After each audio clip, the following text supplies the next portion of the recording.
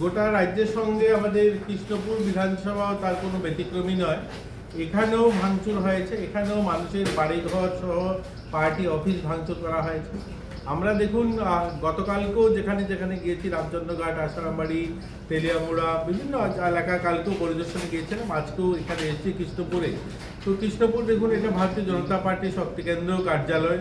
এই কার্যালয়টা ভাঙচুর করা হয়েছে, দরজা জানলা সহ বিভিন্ন যেগুলো আসবাবপত্র ছিল সমস্ত কিছু জ্বালিয়ে দেওয়া হয়েছে। দেখুন, এটা কোনো রাজনীতি হতে পারে না, রাজনীতি হতে পারে। আমরা অনেকগুলো নির্বাচন জয়ী হয়েছি, 2018 সালে আমরাও জিতেছি, আমরা পঞ্চায়েত জিতেছি, পঞ্চায়েত সমিতি, জেলা পরিষদ আমরা জিতেছি, লোকসভাতে আমরা জিতেছি। তো এরকম অনেক নির্বাচন হয় গোটা দেশের সঙ্গে, আমাদের রাজ্যেও আমরা জয়ী হচ্ছি, অন্য জায়গায় জয়ী হচ্ছি। কিন্তু জয়ী হলে আমাদের অপোজিশনে যারা থাকবে তাদের অফিস জ্বালিয়ে দিতে হবে, এটা কোন রাজনীতি?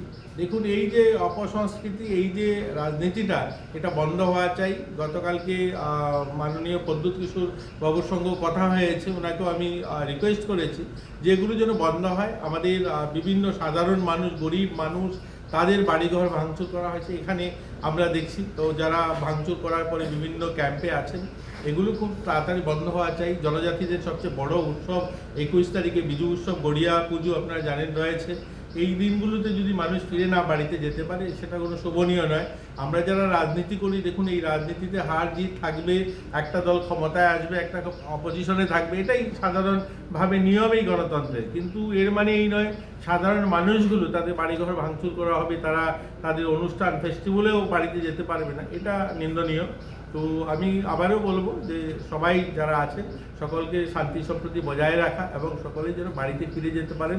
প্রশাসন কাজ করছে, প্রশাসনেরকে সহযোগিতা করা। স্যার, কোন কোন জায়গা পরিদর্শনে গেলেন?